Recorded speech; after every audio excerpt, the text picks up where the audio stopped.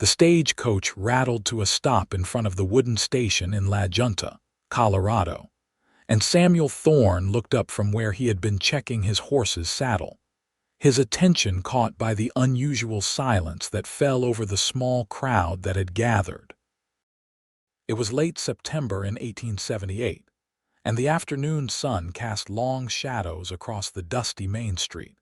But what made Samuel's blood run cold was not the fading light, but the sight of the woman who stepped down from the coach with iron shackles binding her wrists and ankles, the chains clinking with each careful movement she made.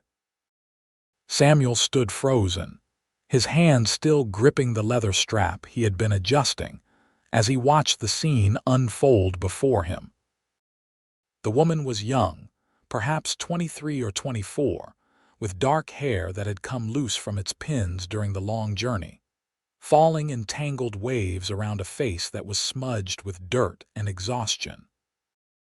Her dress was torn at the hem and stained with what looked like days of travel, but it was her eyes that struck him most, those gray-green eyes that held both defiance and desperation in equal measure as she lifted her chin and surveyed the town that was supposed to be her new home.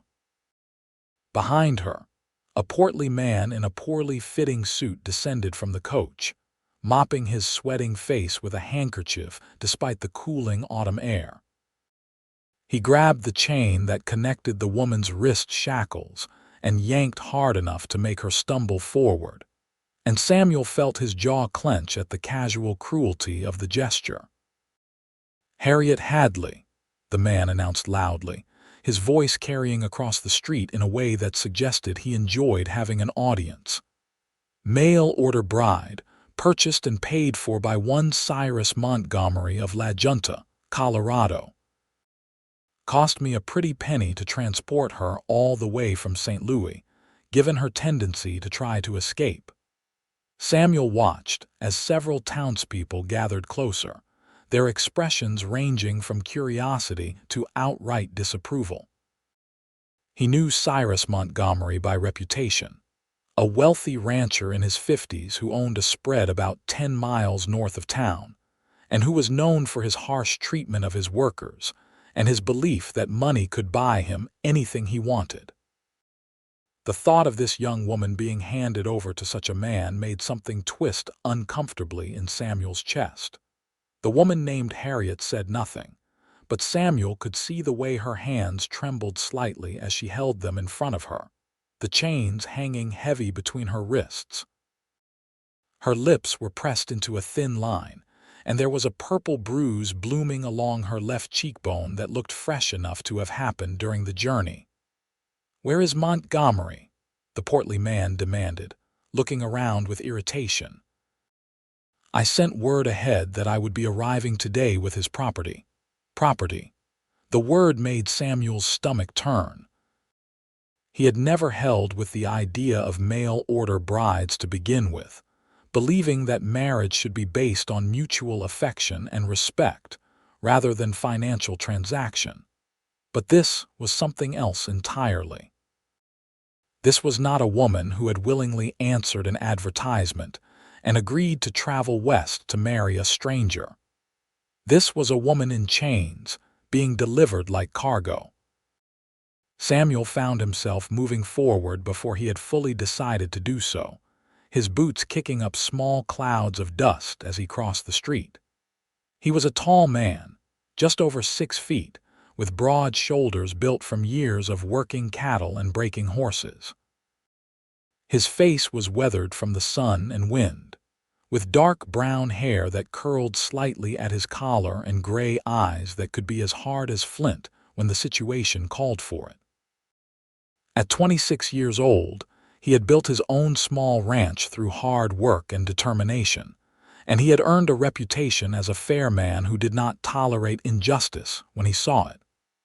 "Excuse me," Samuel said, his voice calm but carrying an edge of steel that made the portly man turn to face him. "What gives you the right to keep this woman in chains?" The man's face reddened, and he puffed out his chest indignantly. "I am Harold Pemberton, a licensed transportation agent, This woman is being delivered according to a legal contract between herself and Mr. Montgomery. The chains are necessary because she attempted to flee no less than 3 times during our journey." Samuel looked past Pemberton to Harriet, whose eyes had fixed on him with an intensity that made his breath catch. Up close, he could see that her gray-green eyes were rimmed with exhaustion, but there was intelligence there, and courage that had not been beaten down despite whatever circumstances had brought her to this point. "Is this true?" Samuel asked her directly. "Did you sign a contract agreeing to marry Montgomery?" Harriet's voice, when she finally spoke, was hoarse from disuse but firm. "I signed nothing. I was sold to pay my father's debts after he died. Pemberton here purchased me from the man my father owed money to, and then sold me to Montgomery for twice the price. I have been a prisoner for 6 weeks." The words fell like stones into the gathered crowd, and Samuel heard the murmur of shock and disapproval that rippled through the townspeople. Pemberton's face went from red to nearly purple, and he yanked on the chain again, making Harriet wince as the metal bit into her already raw wrists. "She is a liar and a thief," Pemberton sputtered. "She stole money from her employer in St. Louis and fled, and I was hired to transport her west where she would work off her debt. The marriage to Montgomery is part of her repayment." "Then you will not mind showing me the legal documentation," Samuel said, his voice dropping to a dangerous quiet that made several of the watching men shift uncomfortably. He had not built his reputation by backing down from bullies, and something about this entire situation stank worse than a week-old carcass in the summer sun. Pemberton hesitated, his eyes darting around the crowd as if looking for support or an escape route. "The papers are in my luggage. Montgomery has copies. When he arrives, he will confirm everything I have said."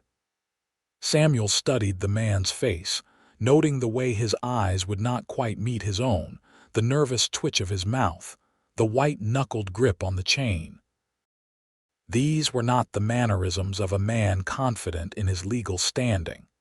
These were the mannerisms of a man who had done something wrong and knew it. "Until Montgomery arrives with those papers, I think this woman should be released from those chains," Samuel said. "We do not treat animals this way in La Junta, let alone human beings." "You have no authority here," Pemberton snapped, but there was a thread of fear winding through his bluster now. "This is none of your concern, Cowboy. Go back to your horses and cattle." Samuel took another step forward, close enough now that he could smell the sour sweat coming off Pemberton and see the way the man's hand shook as he gripped the chain. "I am making it my concern. Release her, or I will do it for you." The street had gone quiet, the kind of tense silence that preceded either violence or surrender.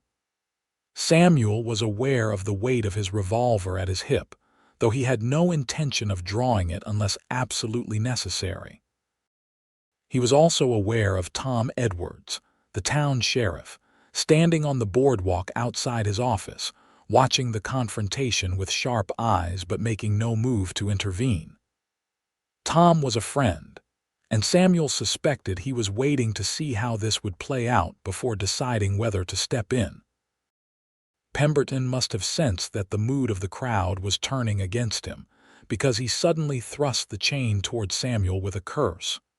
"Fine, take her, but when Montgomery arrives, he will have the law on his side and you will be guilty of theft."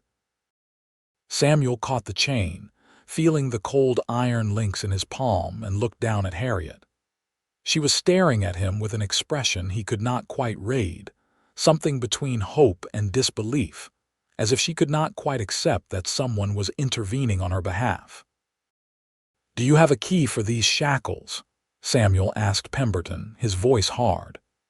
"In my coat pocket," Pemberton muttered, reaching into his jacket and producing a small iron key that he dropped into Samuel's outstretched hand with obvious reluctance. Samuel knelt down in the dust of the street, ignoring the ache in his knees and the awareness of all the eyes watching him, and fitted the key into the lock on the ankle shackles first. The mechanism was stiff with rust and the accumulation of dust from the journey, but after a moment it clicked open, and he carefully removed the heavy iron cuffs from around Harriet's ankles. He could see the raw, bleeding skin beneath, rubbed raw from days of wearing the chains, and his anger at Pemberton burned hotter. He stood and moved to her wrists, unlocking those shackles as well and letting the chains fall to the ground with a satisfying clatter. Harriet swayed slightly as the weight was removed, and Samuel instinctively reached out to steady her, his hands gripping her upper arms gently. "You are all right," he said quietly, speaking only to her now, the crowd fading into the background. "You are nobody's prisoner. Not anymore."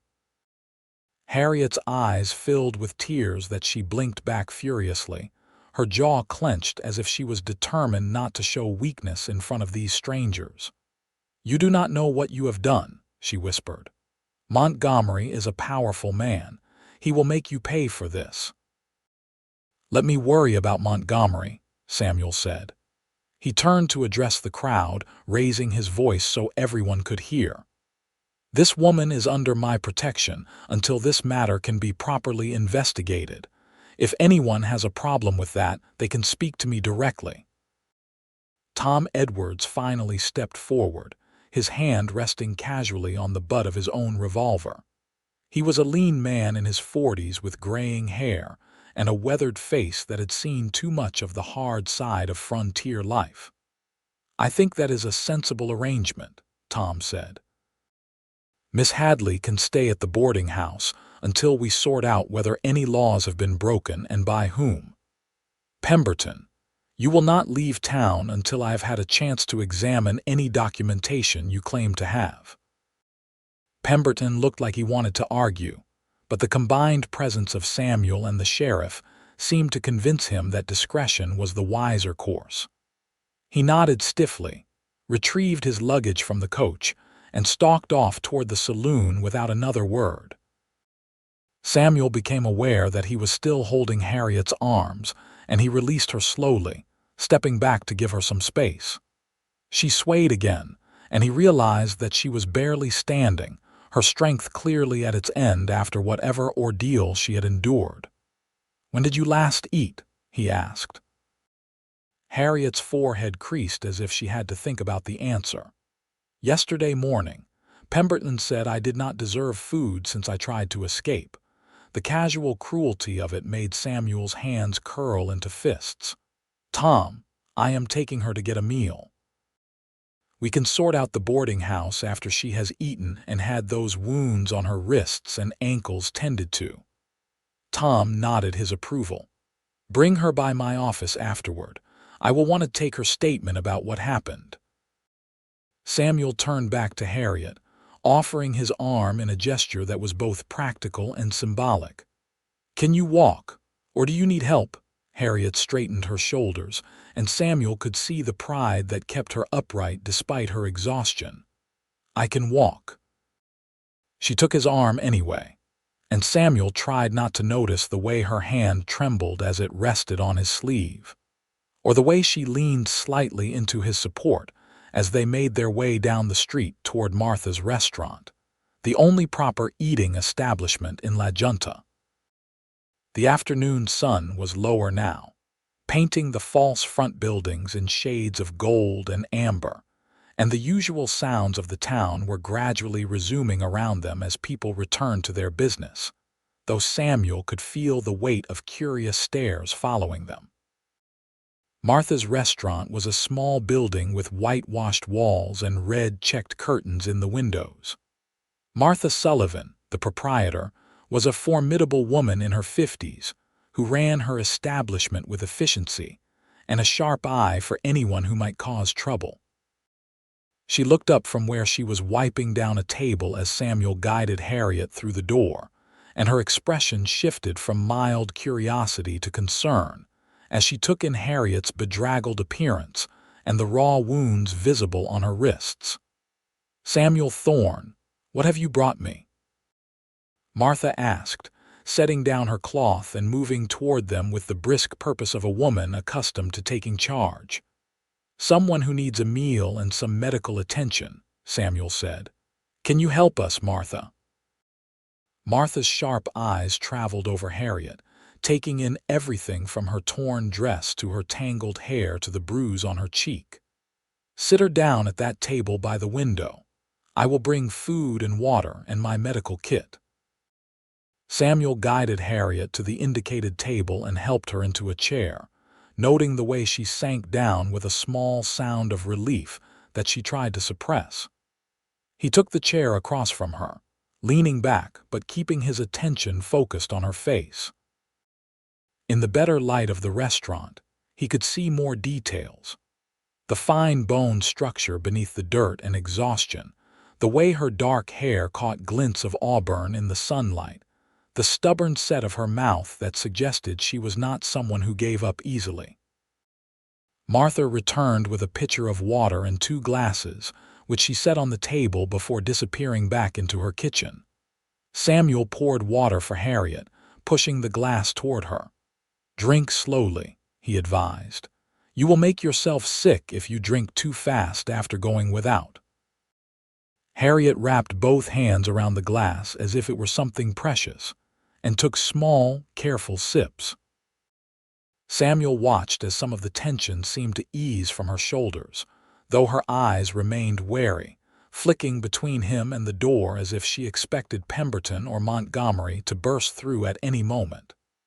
"Why did you help me?" she asked finally, setting the glass down but keeping her hands wrapped around it. "You do not know me. You do not know if Pemberton was telling the truth about me being a thief." Samuel considered his answer carefully. "I know what I saw, a woman in chains being treated worse than livestock. I know that I have never heard anything good about Cyrus Montgomery, and I cannot imagine any circumstances under which a decent man would purchase a woman and have her delivered in shackles. And I know that your eyes do not look like the eyes of a liar when you said you were sold to pay your father's debts." Harriet's expression flickered with something that might have been surprise or gratitude or both. "My father was a good man who made bad decisions. He gambled to try to provide better for us after my mother died, and he lost more than he won. When he died suddenly of a heart ailment, I discovered that he owed a substantial sum to a man named Victor Crane, who ran a gambling house in St. Louis. Crane said I could work off the debt at his establishment, but when I refused, he sold me to Pemberton." "That is not legal," Samuel said flatly. "A person cannot inherit another person's debts in that way, and even if they could, selling someone to settle a debt is slavery, which was abolished after the war. Try telling that to men like Crane and Pemberton," Harriet said bitterly. "They know most people will not question them, especially not when it involves a woman with no family and no resources to fight back. I tried to go to the authorities in St. Louis, but Crane had connections, and I was told that I should be grateful he was offering me a way to settle the debt rather than having me arrested for attempting to steal the money I supposedly owed him." Samuel felt his anger building again, but he kept his voice calm. "You are in Colorado now, and whatever influence Crane had in St. Louis does not extend here. We will get this sorted out properly." Martha returned with 2 plates piled high with beef stew, fresh bread, and vegetables. She set them down along with a wooden box that Samuel recognized as her medical supplies. "Eat first," Martha said to Harriet, her voice gentler than Samuel had ever heard it. "Then we will tend to those wounds." Harriet stared at the plate as if she could not quite believe it was real, and then she picked up her spoon and began to eat with careful, deliberate movements that suggested she was trying very hard not to wolf down the food despite her obvious hunger. Samuel ate his own meal more slowly, watching her over the rim of his coffee cup, and trying to sort through the tangle of emotions this situation had stirred up in him. He had always believed in standing up for what was right, but this felt like something more than simple justice. There was something about Harriet Hadley, something in the way she held herself with dignity despite everything she had been through, in the intelligence in her eyes and the strength it must have taken to try to escape from Pemberton 3 times knowing she would be punished each time. He barely knew her, but he already knew he could not let her be handed over to Montgomery like property.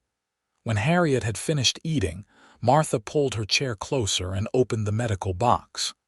"Let me see those wrists, dear." Harriet extended her hands, and Samuel had to look away for a moment at the sight of the raw, bleeding skin where the shackles had rubbed away layers of flesh. Martha worked with efficient gentleness, cleaning the wounds with alcohol that made Harriet hiss in pain, then applying a salve and wrapping clean bandages around each wrist. "The ankles, too," Martha said, and Harriet lifted her skirts enough for Martha to repeat the process on her ankles, which were in similarly terrible condition. "Thank you," Harriet said quietly when Martha was finished. "I do not know how I will repay your kindness." "You do not need to repay anything," Martha said firmly. "Any decent person would do the same."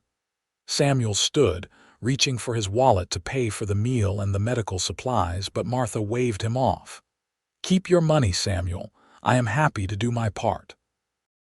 They left the restaurant as the sun was beginning to set, painting the sky in shades of orange and purple. Samuel guided Harriet toward the sheriff's office, where Tom Edwards was waiting at his desk, a notepad and pencil ready. Tom took Harriet's statement with careful attention, asking questions but not pushing when Samuel could see that certain memories were painful for her to recount. By the time they were finished, full darkness had fallen outside, and Samuel could see the exhaustion pulling at Harriet's features again. "I will have a word with Montgomery when he arrives," Tom said.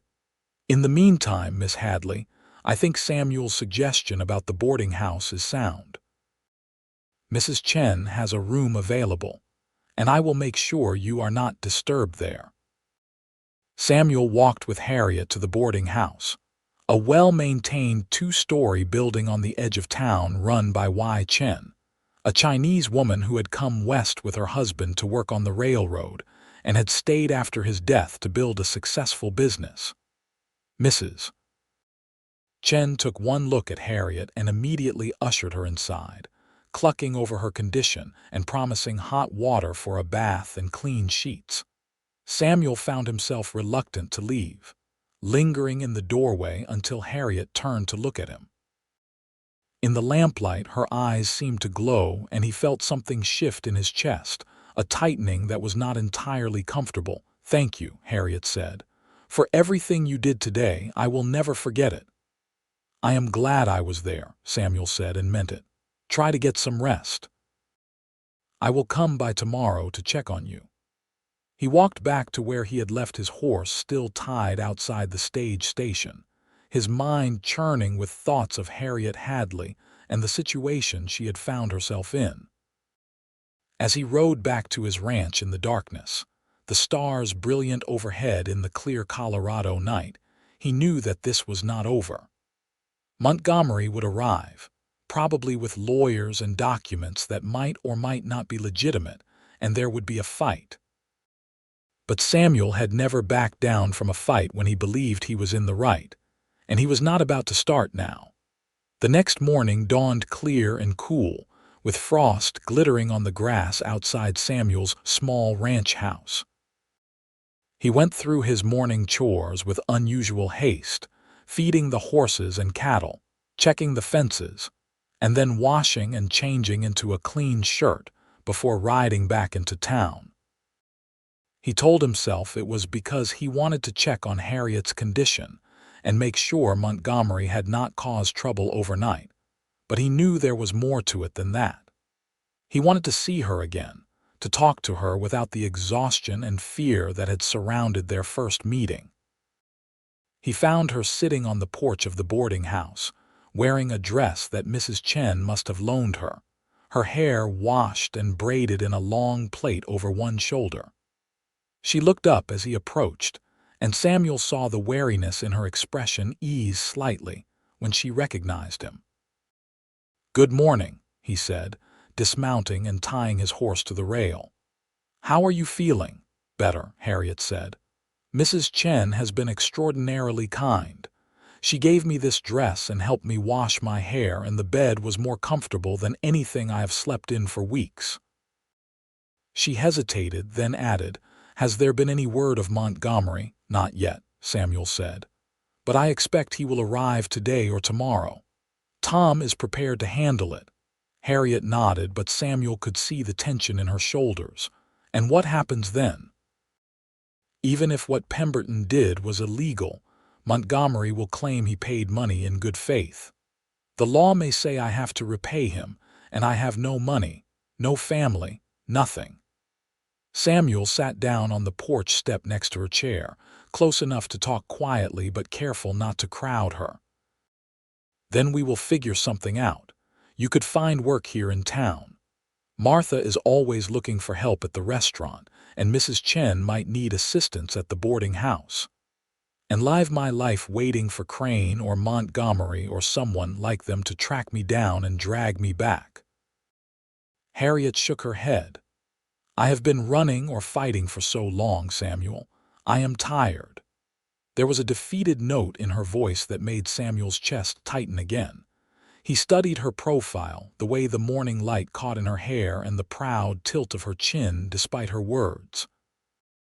He made a decision then, one that came from somewhere deeper than logic or reason. "There is another option," he said carefully. "You could marry me." Harriet's head snapped around, her eyes wide with shock. "What?" Samuel held up a hand before she could say more. "I know how that sounds, especially given what you have been through with the whole mail-order bride situation. But hear me out. If you were married to me, Montgomery would have no claim on you whatsoever. You would be legally protected, and you would have a home and a name that carries some weight in this territory. We could make it a marriage of convenience if you prefer, just a legal arrangement to keep you safe." Harriet stared at him as if he had suggested they fly to the moon. "You would do that? Marry a complete stranger just to protect her from a bad situation?" "You are not a complete stranger," Samuel said. "I know that you are brave enough to try to escape even when you knew you would be punished.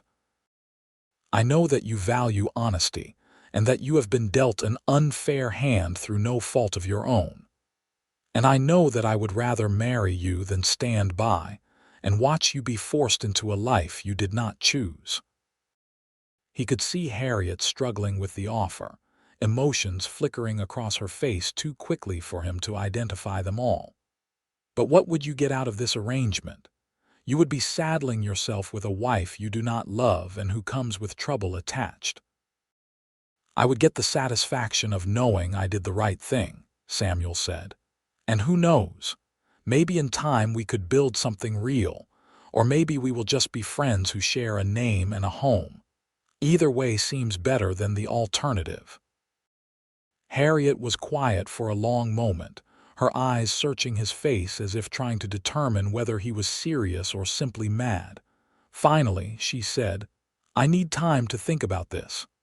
"Of course," Samuel said, standing. "Take all the time you need. The offer stands regardless of when Montgomery arrives."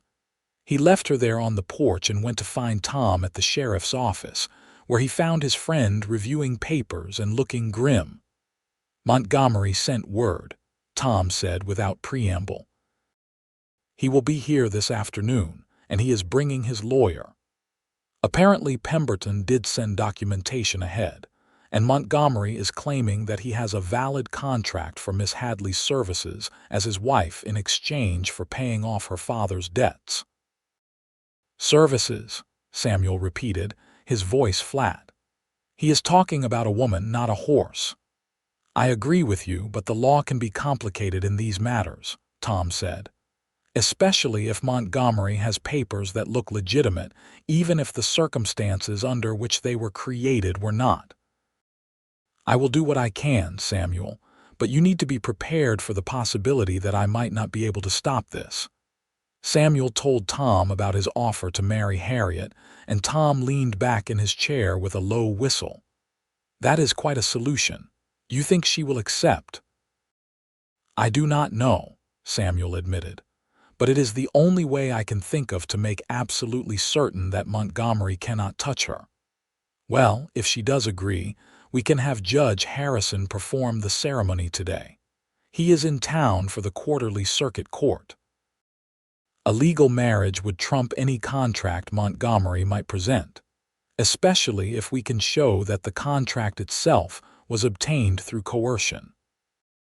Samuel spent the rest of the morning in a state of restless tension, helping Martha at the restaurant and then checking on his horse at the livery, all the while keeping an eye on the road into town. It was just after noon when a large carriage rolled down the main street, pulled by 4 matched horses and driven by a man in livery. The carriage came to a stop in front of the sheriff's office, and Samuel watched from across the street as Cyrus Montgomery stepped down. Montgomery was a large man, not tall but broad and heavy, with a thick neck and jowls that gave him a bulldog appearance. He was dressed in an expensive suit that strained across his belly, and he carried a walking stick with a silver head that he used more for show than necessity. Behind him came a thin, nervous-looking man carrying a leather satchel who could only be the lawyer. Samuel crossed the street, timing his approach so that he arrived at Tom's office just as Montgomery was entering. He stepped through the door behind them, and Montgomery turned with an expression of irritation that shifted to calculation when he saw Samuel. "Thorne," Montgomery said, his voice a deep rumble. "I heard you were involved in yesterday's incident. I hope you have not done anything foolish." "I freed a woman who was being transported in chains," Samuel said evenly. "If that is foolish, then I am happy to be a fool." Montgomery's expression darkened. "That woman is my property, bought and paid for. I have the documentation right here." He gestured to the lawyer, who opened his satchel and produced several folded papers that he handed to Tom.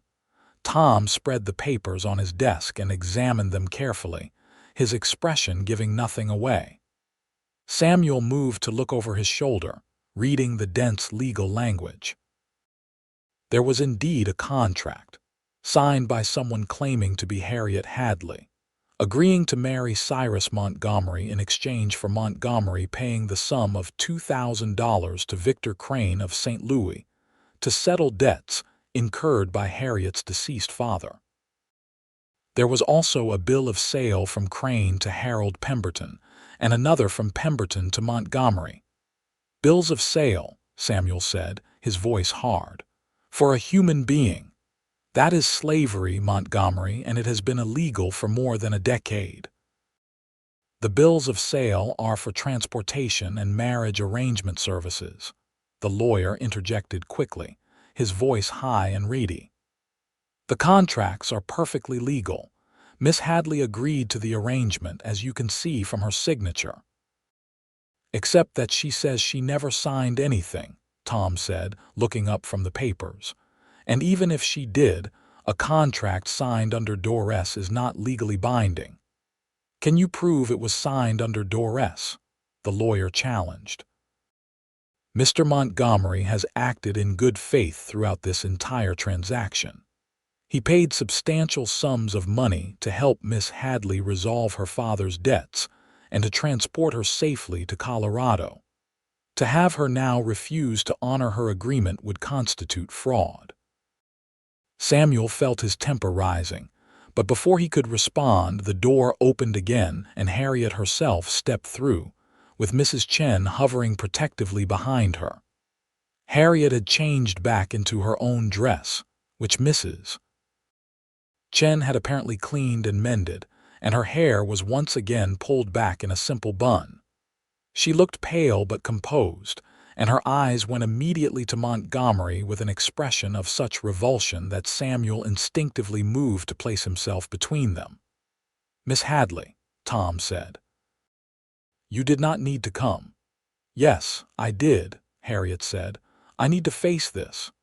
She looked directly at Montgomery, her voice steady despite the slight tremor Samuel could see in her hands. "I did not sign any contract with you, Mr. Montgomery.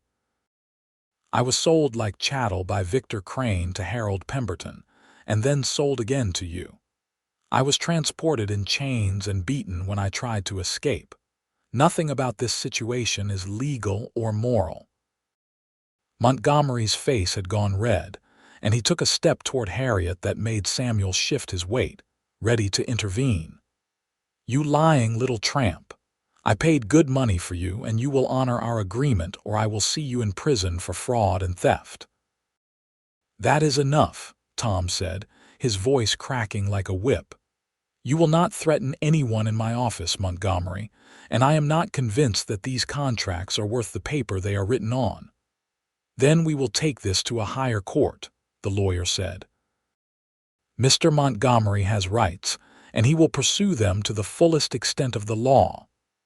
Samuel looked at Harriet, who was staring at Montgomery with a mixture of fear and defiance. He thought about the offer he had made that morning, about the way her eyes had searched his face for signs of deception or ulterior motives. He thought about the life she would face if Montgomery managed to force her into marriage, and the decision that had been forming since yesterday solidified into certainty. "Miss Hadley is not available for marriage to Montgomery or anyone else that Montgomery claims to have a contract with," Samuel said clearly, "because she is going to marry me instead." The silence that followed his declaration was absolute. Montgomery's face went from red to purple, Tom's eyebrows climbed toward his hairline, and the lawyer's mouth opened and closed like a landed fish. But it was Harriet's reaction that Samuel cared about most. She turned to look at him, her gray-green eyes wide and searching, and he held her gaze steadily, trying to communicate with his expression that he meant what he said, that he would stand by this offer no matter what. "That is ridiculous," Montgomery finally spluttered. "You met her yesterday. You cannot possibly be serious about marrying her." "I am completely serious," Samuel said. "In fact, Judge Harrison is in town right now.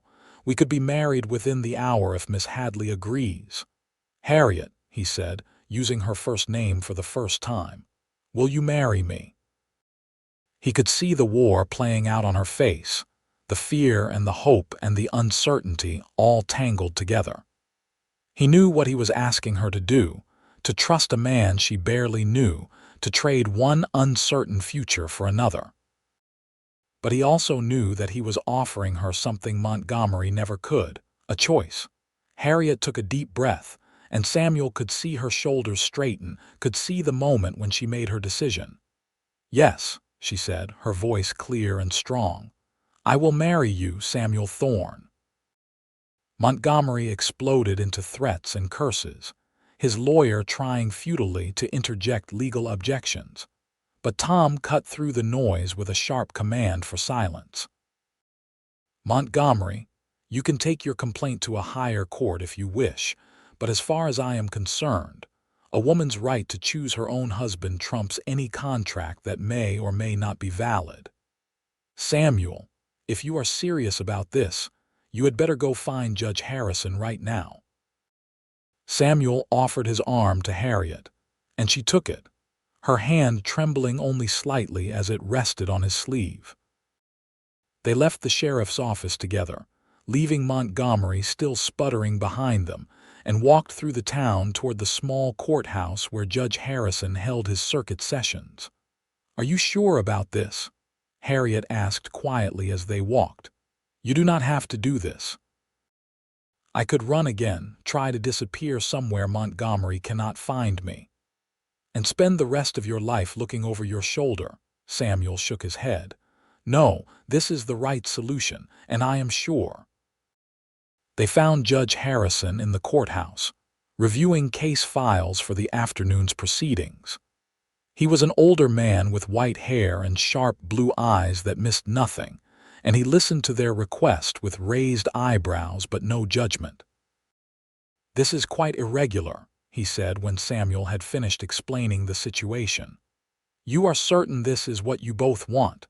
Marriage is not something to be entered into lightly, even under unusual circumstances." "I am certain," Samuel said. Harriet was quiet for a moment, then nodded. "I am certain as well." "Very well," Judge Harrison said. "Do you have witnesses?"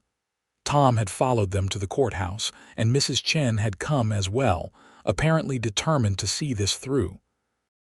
Martha arrived moments later, having heard the news spreading through town with the speed of wildfire. The five of them gathered in the courtroom, with Samuel and Harriet standing before the judge while Tom, Mrs. Chen, and Martha looked on. Judge Harrison pulled a small book from his coat pocket and opened it to a marked page. "We will keep this brief and simple," he said. "Samuel Thorne, do you take this woman, Harriet Hadley, to be your lawfully wedded wife, to have and to hold from this day forward, for better or worse, for richer or poorer, in sickness and in health, until death do you part?" Samuel looked at Harriet, at the uncertainty and hope warring in her expression, at the way she held herself so carefully as if afraid she might break. "I do," he said firmly. "Harriet Hadley, do you take this man, Samuel Thorne, to be your lawfully wedded husband, to have and to hold from this day forward, for better or worse, for richer or poorer, in sickness and in health, until death do you part?" Harriet's voice was softer than Samuel's but no less certain. "I do. By the power vested in me by the territory of Colorado, I now pronounce you husband and wife. You may kiss your bride." Samuel hesitated, not wanting to push Harriet into any physical intimacy she was not ready for, but she solved the dilemma by rising on her toes and pressing a brief, soft kiss to his cheek. It was over in an instant, but Samuel felt the warmth of it long after she had stepped back. Judge Harrison had them both sign the marriage certificate, with Tom and Mrs. Chen adding their signatures as witnesses. The whole process took less than 15 minutes, but when they walked back out into the afternoon sunlight, Samuel felt as if his entire life had shifted on its axis. They returned to the sheriff's office to find that Montgomery and his lawyer had left, though Tom said they had promised to take the matter to the territorial courts. "But I do not think they will have much success," Tom said. "A valid marriage trumps a questionable contract every time, especially when the woman in question is willing to testify that she was coerced and transported against her will. What do we do now?" Harriet asked, and Samuel realized that she was asking him, her husband, a word that still felt strange and new in his mind. "Now we go home," Samuel said. "To the ranch. You can gather your things from the boarding house and we will ride out before dark." The ride to Samuel's ranch took about an hour, with Harriet sitting behind him on his horse, her arms wrapped around his waist for balance. He could feel her tension in the way she held herself, careful not to lean against him more than necessary, and he tried to keep his own body relaxed to help her feel more comfortable. The ranch itself was modest. A small house he had built himself from timber and stone, a barn, corrals for the horses, and pastures where his small herd of cattle grazed. It was not much compared to Montgomery's sprawling spread, but it was paid for and it was his, built with his own hands and his own sweat. Samuel helped Harriet down from the horse and showed her inside. The house consisted of a main room with a kitchen area, a stone fireplace, and a table with chairs. There was one bedroom off the main room and a small loft space that Samuel had used for storage. "It is not fancy," Samuel said, suddenly aware of how rough and spare everything must seem to her. "But it is solid and warm." "It is wonderful," Harriet said, and Samuel could hear the sincerity in her voice. She moved around the room, touching things lightly: the back of a chair, the mantel over the fireplace, the curtains on the windows. "It feels like a real home." Samuel felt something in his chest ease at her words. "You can have the bedroom. I will sleep in the loft." Harriet turned to look at him, her expression unreadable. "Samuel, we are married. People will expect us to share a room." "I do not care what people expect," Samuel said. "This marriage was your choice, but I will not push you into anything you are not ready for. The bedroom is yours for as long as you want it to be just yours." He saw something shift in Harriet's eyes, a softening that had not been there before. "Thank you," she said quietly. "That means more than you know." They spent the evening in a strange, careful dance around each other, learning to share the space. Samuel made dinner, a simple meal of beans and cornbread, and Harriet insisted on helping despite his protests that she should rest. They ate at the table, making awkward conversation about the ranch and the town, and anything except the extraordinary circumstances that had brought them together. As the darkness fell outside and Samuel lit the oil lamps, he became acutely aware of how small the house suddenly seemed, how intimate it felt to be alone here with Harriet, knowing that she was his wife, at least on paper. He showed her where he kept the extra blankets and the supplies, told her to help herself to anything she needed, and then climbed up to the loft with his own blankets while she disappeared into the bedroom. He lay awake for a long time on the narrow cot in the loft, staring at the dark beams of the roof above him and wondering what he had gotten himself into. He had married a woman he barely knew, a woman who came with danger and complications attached. And yet, when he thought about the alternative, about Harriet being forced to marry Montgomery or being hauled back to St. Louis to face Crane, he knew he would make the same choice again. The next few days fell into a tentative routine. Samuel rose early to tend to the animals and work on the various never-ending tasks that kept a ranch running. Harriet, to his surprise, proved to be both capable and willing to help. She cooked meals that were far better than anything Samuel had managed on his own. She cleaned and organized the house, and she even ventured out to the barn to help with the chickens and the milk cow. They talked more easily as the days passed, sharing stories about their lives before this strange intersection. Samuel told her about growing up in Kansas, about losing his parents to a fever when he was 18, and deciding to head west to build something of his own. Harriet spoke about her childhood in St. Louis, about her mother who had died when she was 15 and her father who had tried his best, but had never been good with money. They did not talk about the marriage itself, about what it meant or where it might lead. That topic remained a careful void between them, something neither seemed ready to address directly. A week after the wedding, Tom rode out to the ranch with news. "Montgomery has left town," Tom said, accepting the coffee that Harriet poured for him. His lawyer apparently advised him that pursuing the matter through the courts would be expensive and likely unsuccessful. I suspect he decided to cut his losses. Samuel felt relief wash over him, though he could see that Harriet was still tense. "What about Crane in St. Louis?" "That is a bit more complicated," Tom admitted. "The debt Montgomery claimed to have paid was apparently legitimate, which means Crane might still argue that it needs to be settled.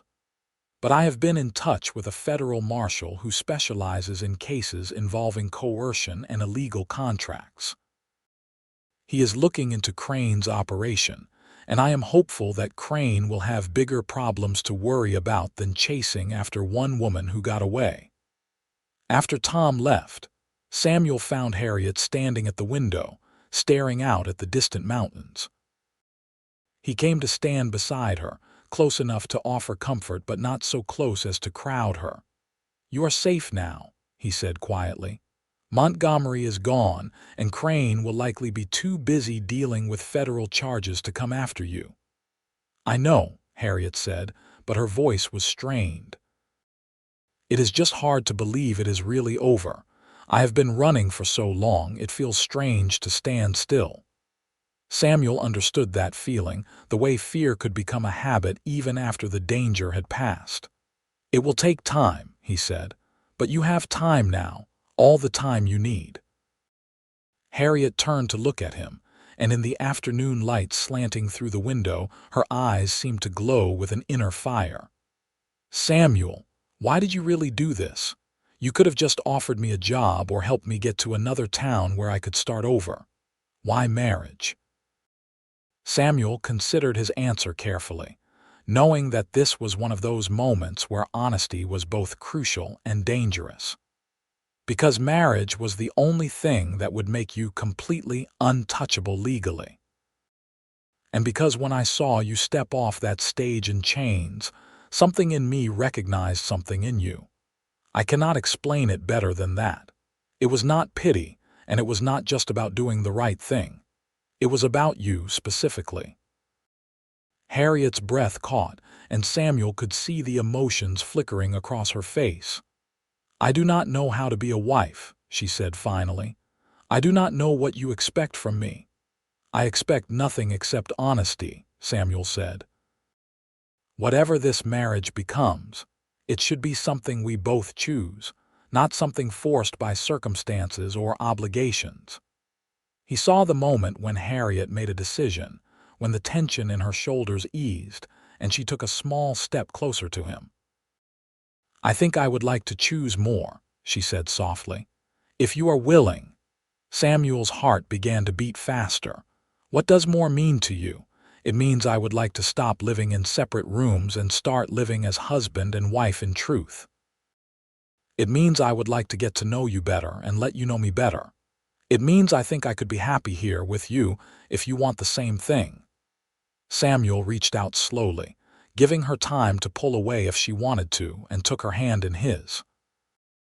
Her fingers were small and work-roughened, and they trembled slightly in his grip. "I want the same thing," he said. "I have wanted it since the day I freed you from those chains, but I did not want to push you before you were ready."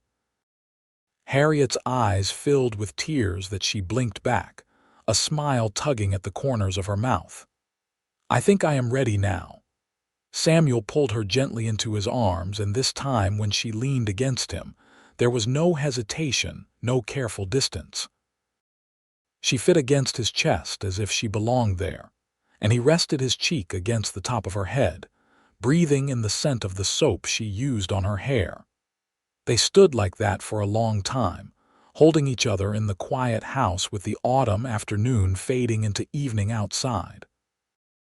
When Samuel finally pulled back, it was to cup Harriet's face in his hands and kiss her properly, a kiss that started gentle and grew deeper as she responded, her hands coming up to grip his shoulders.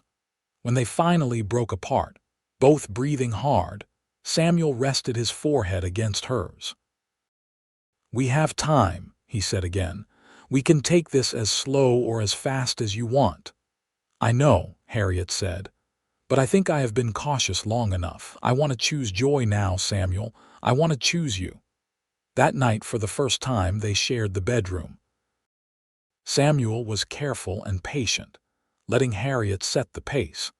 And when they finally came together, it felt like the sealing of a promise, the transformation of their paper marriage into something real and binding in a way that went far beyond legal documents. Afterward, lying in the darkness with Harriet's head on his shoulder and her hand resting over his heart, Samuel felt a contentment he had not known he was missing. "Are you all right?" he asked quietly. "Better than all right," Harriet said. "For the first time in longer than I can remember, I feel like I am exactly where I am supposed to be." The weeks that followed were a revelation to Samuel. He had lived alone for so long that he had forgotten what it was like to share his life with someone else, to have someone to talk to at the end of the day, to wake up next to warmth and softness, instead of cold emptiness. Harriet threw herself into making the ranch house into a real home, adding small touches that transformed the spare, utilitarian space into something warmer and more welcoming. She planted a garden near the house, preparing it for spring planting. She made curtains for the windows and a quilt for their bed. She learned to ride one of Samuel's horses, a gentle mare named Rosie, and began accompanying him on trips into town. The people of La Junta, who had been skeptical at first about the hasty marriage, gradually warmed to her as they saw how happy Samuel was, and how hard Harriet worked to become part of the community. Winter came to Colorado with snow and bitter cold, and Samuel and Harriet spent long evenings by the fire, talking and reading and simply being together. Samuel taught her to play chess, and she proved to be a quick learner who beat him more often than he cared to admit. Harriet taught him songs her mother had sung to her as a child, and they sang together while she kneaded bread or mended clothes. They made love frequently, learning each other's bodies and preferences with the enthusiasm of newlyweds who actually loved each other. Samuel had been with women before, but nothing had prepared him for the intensity of being with someone he cared about deeply, someone who gave herself freely without fear or reservation. It was not all easy. There were moments when Harriet would wake from nightmares about her time in chains, and Samuel would hold her while she shook and cried. There were times when Samuel's temper, quick to rise when he perceived injustice, would flare over something trivial, and Harriet would have to talk him down from his anger. But they learned to navigate these rough patches together, learning to communicate and compromise in the way that any successful marriage required. In December, 2 months after their wedding, a letter arrived from Tom. The federal marshal had indeed brought charges against Victor Crane for operating an illegal coercion and trafficking operation disguised as debt collection. Crane was facing prison time, and several women who had been in situations similar to Harriet's had been freed. The marshal had also tracked down Harold Pemberton, who was cooperating with the authorities in exchange for a reduced sentence. "It is really over," Harriet said, holding the letter with shaking hands. "Crane cannot come after me anymore." Samuel pulled her into his arms, feeling her tears soak into his shirt. "You are safe," he said. "You are home and you are safe, and nothing is going to change that." That evening they celebrated by opening a bottle of wine that Martha had given them as a wedding gift. They sat by the fire, talking about the future in a way they had not quite dared to before, when the shadow of Crane and Montgomery had still hung over them. "I want to expand the ranch," Samuel said. "Maybe add more cattle, breed horses. There is good grazing land to the west that might be available for purchase." "I would like to start a business in town," Harriet said. "Maybe a bakery. I am good at baking, and Martha says there is demand for fresh bread and pastries." "That is a wonderful idea," Samuel said. "We could use the money from selling some of the cattle this spring to help you get started." They talked long into the night, making plans and dreaming dreams, and when they finally went to bed, Samuel felt a profound gratitude for the strange chain of events that had brought Harriet into his life. Spring arrived in a rush of green grass and wildflowers, and with it came new beginnings. Samuel purchased additional land and expanded his herd. Harriet, with Martha's help and encouragement, opened a small bakery in a building near the restaurant, and her bread and pies quickly became popular throughout La Junta. They fell into a new rhythm, with Samuel managing the ranch and Harriet running her bakery, meeting at the end of each day to share meals and stories about their work. It was exhausting but fulfilling, the kind of tiredness that came from building something meaningful together. In May, Harriet realized that her monthly courses had not come. She waited another week before saying anything to Samuel, wanting to be sure, but when she finally told him that she thought she might be pregnant, his reaction was everything she could have hoped for. He swept her up in his arms and spun her around, laughing with pure joy, before setting her down carefully as if she might break. "Are you happy about this?" Harriet asked, searching his face. They had never discussed children directly, though she knew Samuel liked them from the way he interacted with the children in town. "Happy does not begin to cover it," Samuel said. "Harriet, you have given me everything. A real home, a real marriage, and now a child. I am the luckiest man alive." Harriet felt tears spring to her eyes, but they were happy tears this time. "I never thought I would have this," she said. "A husband I love, a home, a business, and now a baby.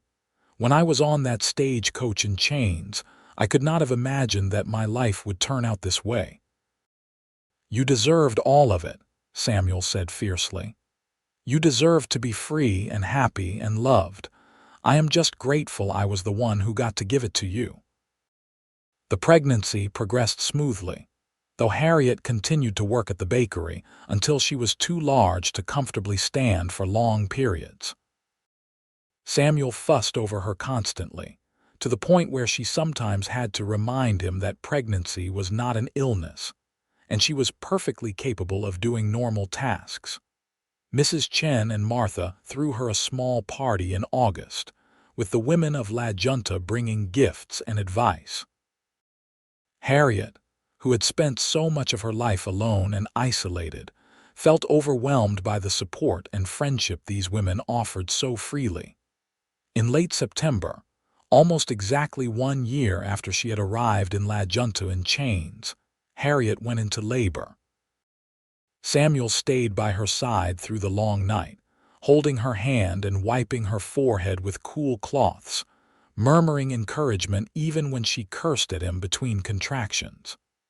Mrs. Chen, who had experience as a midwife, oversaw the birth with calm competence.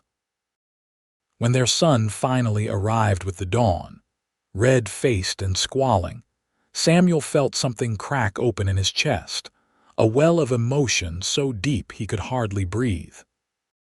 He held his son with shaking hands, marveling at the tiny fingers and perfect features, and when he looked at Harriet, exhausted but smiling from the bed, he knew that he had never loved anyone or anything as much as he loved his wife and child in that moment. "What should we name him?" Harriet asked, her voice hoarse from hours of labor. They had discussed names but had not settled on anything definite. Samuel looked down at the baby in his arms, at the shock of dark hair and the blue eyes that would probably change color in time. "What about James?" he suggested. "After your father. He made mistakes, but you said he was a good man who loved you. I think he would be proud to know his grandson carried his name." Harriet's eyes filled with tears again. "James Thorne," she said softly. "Yes, I think that is perfect." The first year of James's life was a blur of sleepless nights and endless wonder. Samuel, who had never spent much time around babies, discovered that fatherhood came more naturally to him than he had expected. He loved the way James would grip his finger with surprising strength, the way his face would light up when Samuel came home at the end of the day, the sweet weight of him sleeping on Samuel's chest. Harriet continued to amaze him with her strength and capability. She managed to balance caring for James with running her bakery, hiring a local girl to help with both tasks. The bakery continued to thrive, and Samuel's ranch was doing well enough that they were able to save money for the first time since their marriage.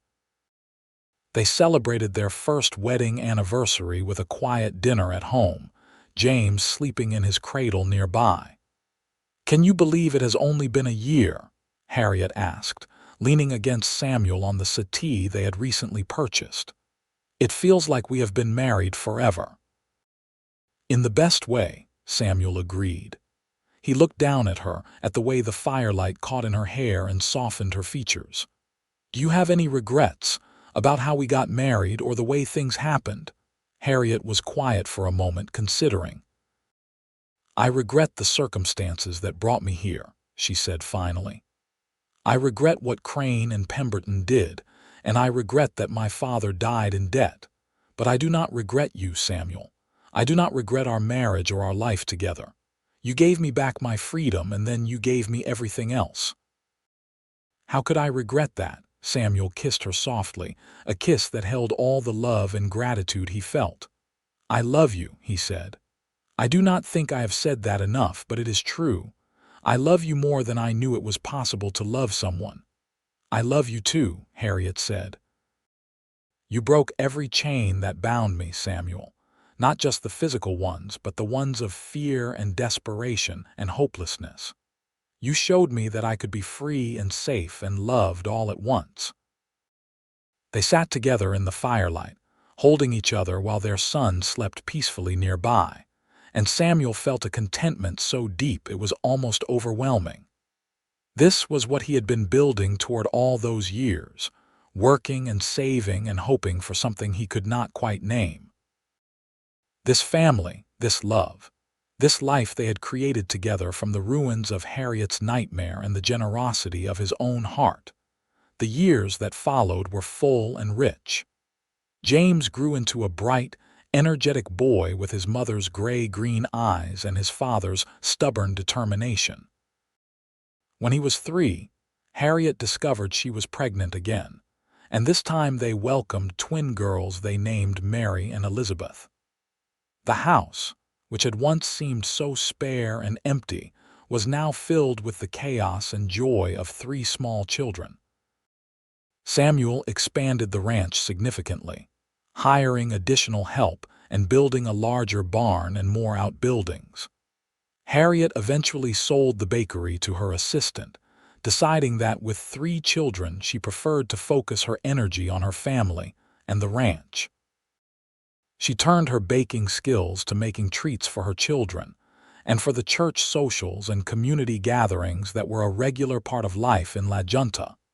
They faced challenges, as any family did. There were hard years when drought made ranching difficult, and scary moments when one of the children got sick or injured. But they faced everything together, their marriage growing stronger with each trial they weathered. Samuel never forgot the circumstances under which they had met, and he made a point of always standing up against injustice when he saw it. He became known as someone who would help those in trouble, who would offer work to those who needed it, who would not tolerate cruelty or exploitation in any form. Harriet worked beside him in these efforts, quietly helping women who found themselves in difficult situations, offering advice and support, and sometimes practical assistance. On their 10th wedding anniversary, they threw a large party at the ranch, inviting all their friends and neighbors to celebrate. Tom was there, now married himself to a schoolteacher from Denver. Martha came, as did Mrs. Chen and Judge Harrison, now quite elderly but still sharp as a tack. The party lasted well into the evening, with music and dancing and more food than anyone could possibly eat. As the sun set and the party began to wind down, Samuel found Harriet standing on the porch, watching their children play with the other kids in the yard. James, now 9, was leading his younger sisters in some complicated game that seemed to involve a lot of running and shrieking. Samuel came to stand beside his wife, slipping his arm around her waist. "What are you thinking about?" he asked. Harriet leaned into him, her head resting on his shoulder. "I was thinking about the day I arrived here, how terrified I was, how hopeless everything seemed. And then you appeared, this cowboy with kind eyes and a stubborn streak, and you broke every link of my chains and told me I was nobody's prisoner." "Best decision I ever made," Samuel said. "Mine too," Harriet said. "Saying yes to you, I mean, taking that leap of faith even though I was scared.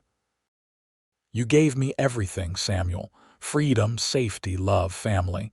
You gave me a life worth living." "We gave each other that," Samuel said. "I was just existing before you came, Harriet, going through the motions, building something I did not quite understand the purpose of. You made it all make sense. You made me want to be better, to do better, to build something meaningful."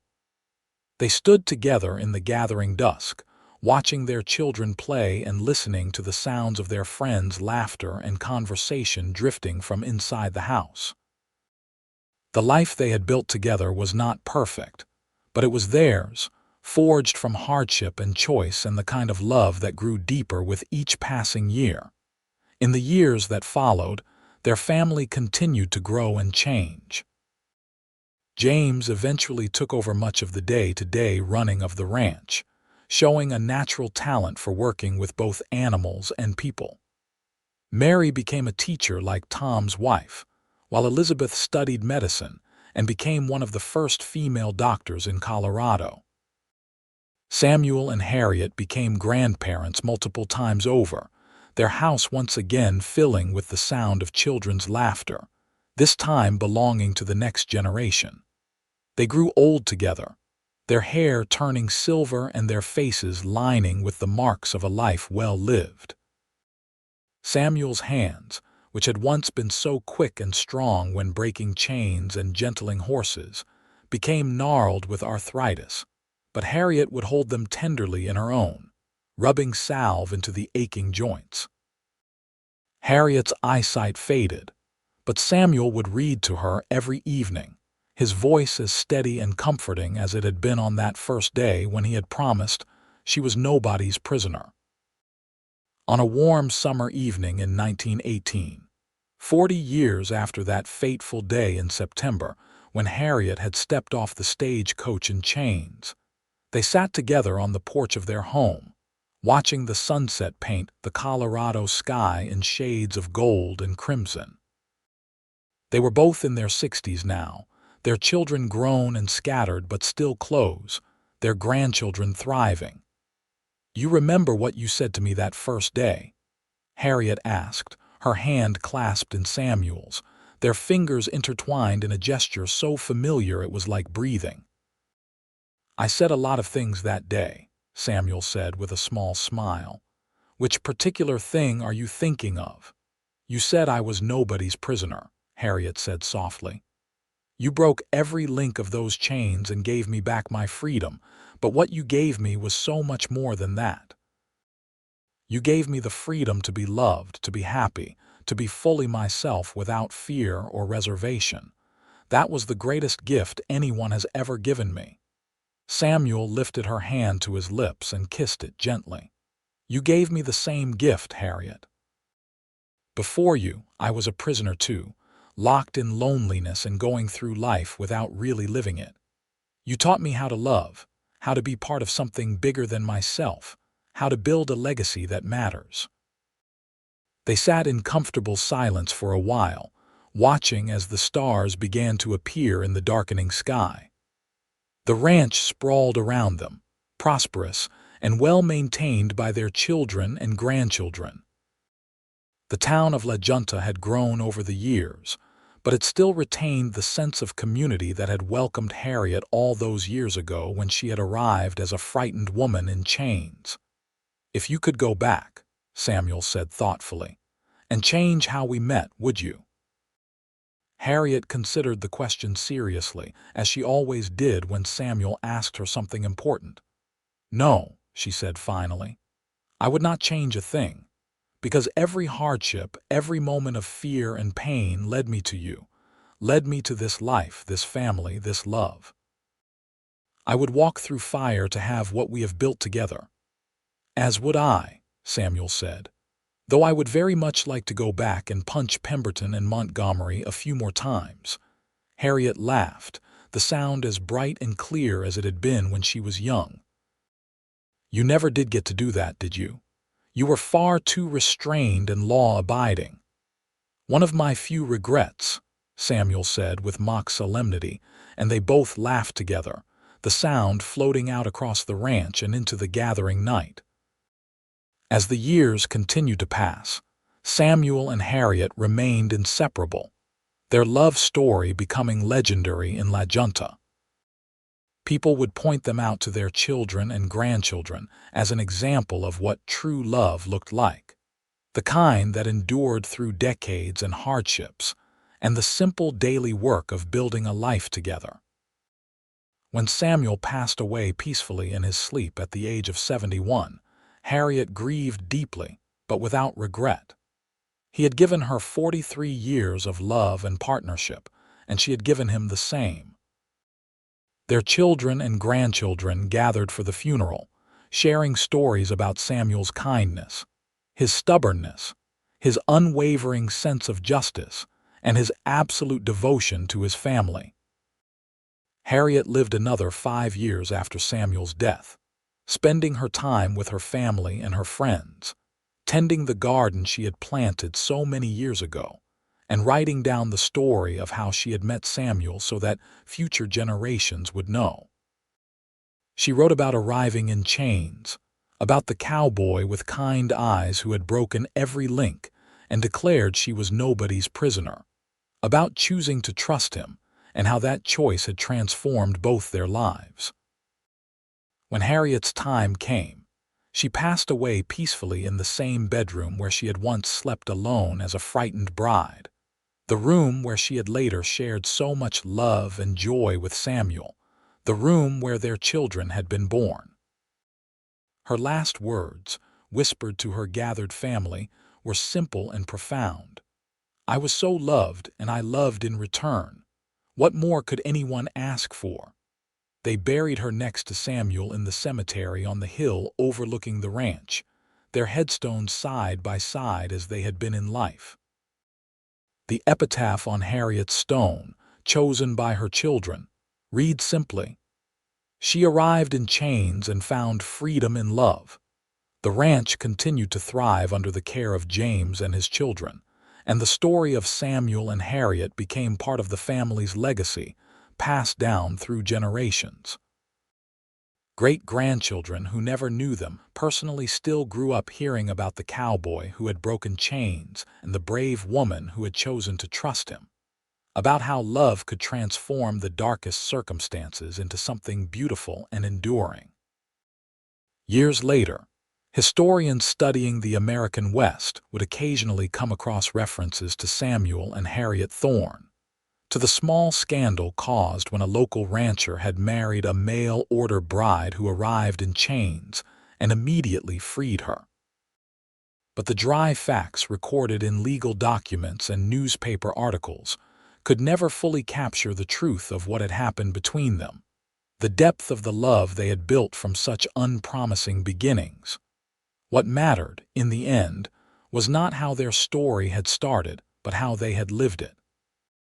Two people, brought together by circumstance and cruelty, who had chosen each other again and again, every day, through all the years they were given. A cowboy who had seen injustice and decided to act, not knowing that he was setting both their futures on a new course. A woman who had been brave enough to trust, to hope, to reach for happiness even when it seemed impossible. Their children and grandchildren, sitting together on the porch of the old ranch house that Samuel had built and Harriet had transformed into a home, would sometimes talk about what made their grandparents' marriage so special.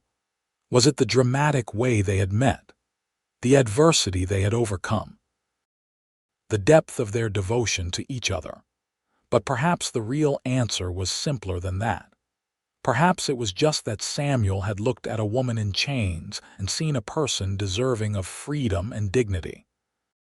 Perhaps it was that Harriet had looked at a stranger offering her a way out and had been brave enough to take it.